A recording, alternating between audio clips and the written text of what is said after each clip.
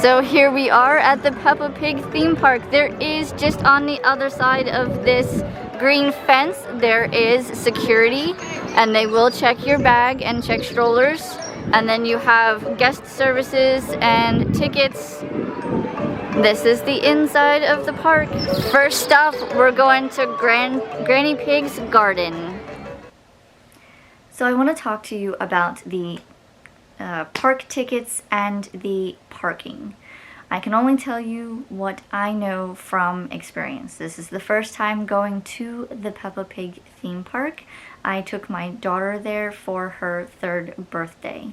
So what I did was I didn't know how busy it was going to be. So I went ahead and bought the tickets online and prepaid for parking.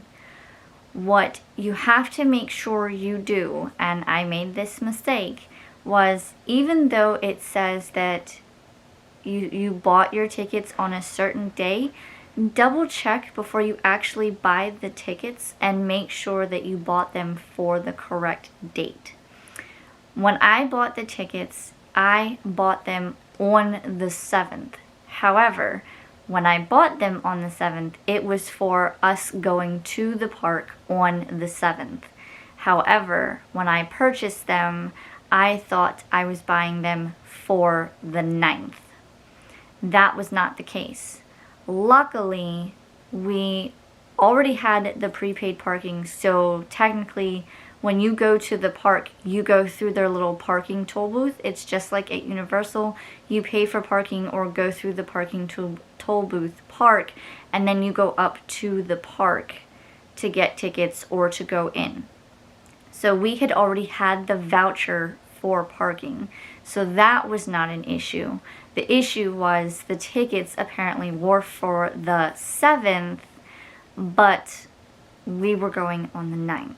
So, a quick trip to the ticket line. I was able to have my tickets refunded from the 7th and then purchase them for the 9th. Now, also be aware that I also had 5 people in my party with 3 other people potentially coming with us. They could not get tickets online because it said it was sold out. But you can also come to the park itself and purchase your tickets before going in. So there's 2 ways of doing it. You can buy your tickets online, or you can buy your tickets once you get to the park at the ticket line, just like any other theme park.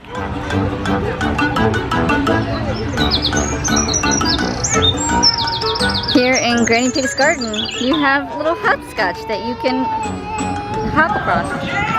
Here Lorelai's demonstrating that you can play tic-tac-toe with green beans and strawberries. Oh, she found a green bean, but she wants them all to be strawberries. Take a look through the binoculars. It's Madame Gazelle's nature trail. She says to look in the binoculars, and we can find little footprints.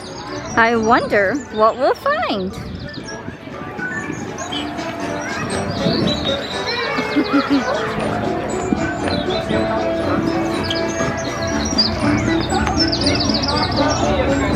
There's binoculars over there.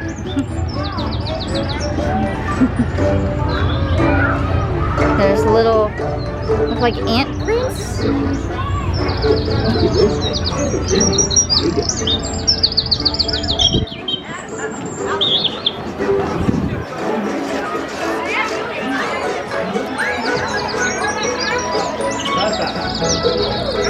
There's a bird nest up there with baby birds.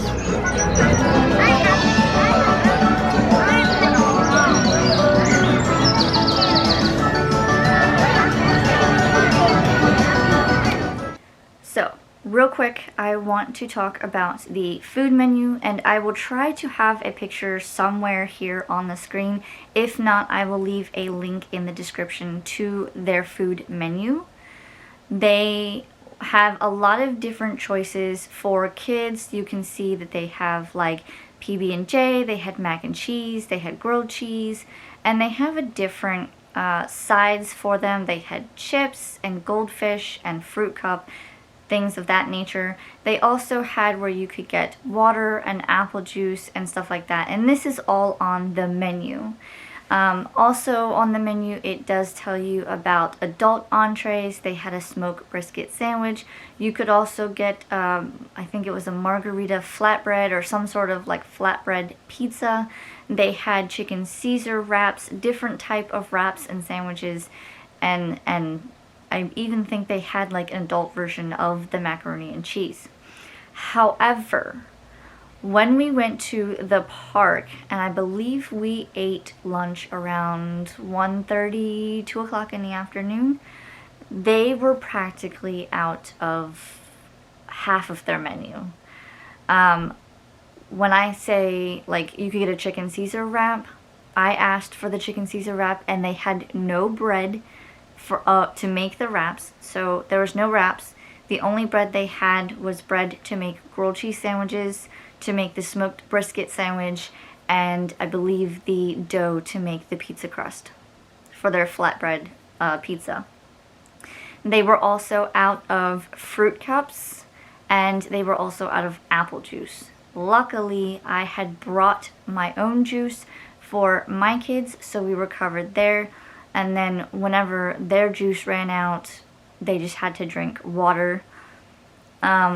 So just be aware that sometimes they will run out of things.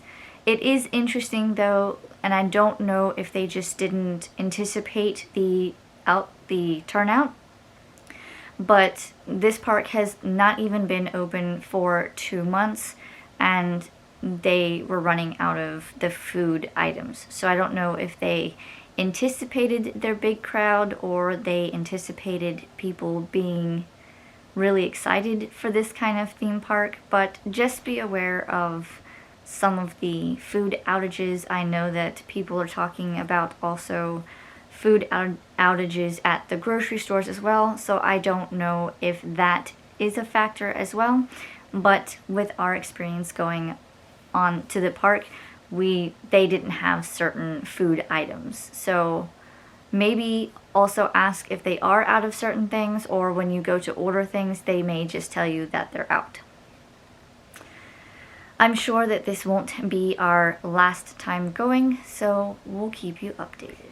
So in this, I want to talk to you about some of the things that I've observed around the park. Going around the park, you can see some of the park's pieces have already gone through wear and tear. I understand that this is mainly a kids park, so that is liable to happen or will happen, but it just seems like with certain things that I've seen, there were parts that it made it feel like the park was older. But I've noticed when standing in line for certain rides, we went on, I believe it's called Grandpa Dog's Pirate Island or boat ride. It was the boat ride. But when you're standing in line, they have metal signs, and those signs have stickers, something so that the kids can interact with it and not have to be cranky standing in line and such. But a lot of those, it looked like kids had started peeling the sticker off. One of the characters that were attached to the line, it looked like they had ripped off the entire face of the character. Luckily, if you looked on the other side, you could see who it was supposed to be, but at the same time, while standing in line, they were just missing their face.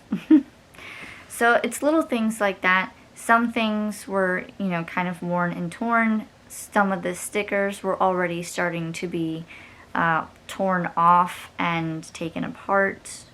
So just be aware that if you do go, you may see some of that stuff. I don't know how often they will replace those things or have to replace them. So that is something that you may come across. Another thing that I would like to talk about with the Peppa Pig theme park, again, I know that this park is not even 2 months old, but it still seems like they're not finished. I went to guest services to ask a question, and all there was a like foldable table, a chair, and then someone sitting in that chair to answer any questions. And there was a couple of chairs where I guess people could sit and wait, but it was a very small room, and there was no like official counter or official desks or anything like that.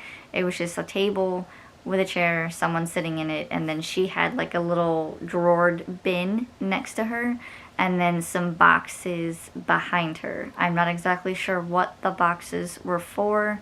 I didn't ask. I was only in there for one specific question. And when I went to guest services, I also had emailed about this as well before we went, because I didn't know if they did anything specific for like children with birthdays or anything like that. So we visited guest services to see if they had, kind of like what Universal has, a button to say happy birthday or anything like that. It turns out that they do. So if you go and your child is having a birthday, you will be able to pick up a little button that does say happy birthday, and they may ask how old the child is, and they will write their name on the button. And I'll do a little closer up so you can see, but that is George Pig with his dinosaur and a little birthday present, and then it has the Peppa Pig Theme Park at the top, and it says happy birthday. So that was really fun and really exciting for her. She was really excited about the button, and we were able to get one. That will probably go in her scrapbook, and she will have it for all eternity. Overall, with the Peppa Pig theme park, I would just like to say that I think both of my kids had a wonderful time. I definitely don't think that the splash pad is for all ages. Definitely more for like the older kids between 4 and 6. Like I said, my daughter was turning 3. She attempted the splash pad, but it didn't work out in her favor. She is not used to being around a huge amount of kids because of the pandemic and everything, so she had no idea what to do. She freaked out, but all worked out in the end. She still had a fun time. She loved the boat ride. She actually went on Daddy Pig's roller coaster, which she freaked out a little bit, but it is understandable. We'll try again when she's a little older. Overall, the gift shop had a great selection of toys, shirts, and little things that were Peppa Pig themed. We never did go in the cinema or the some of the other rides like Grampy Rabbit's Dinosaur Adventure and the balloon ride. But like I said, I don't think this will be our last visit to Peppa Pig, so we'll be able to show more in future videos.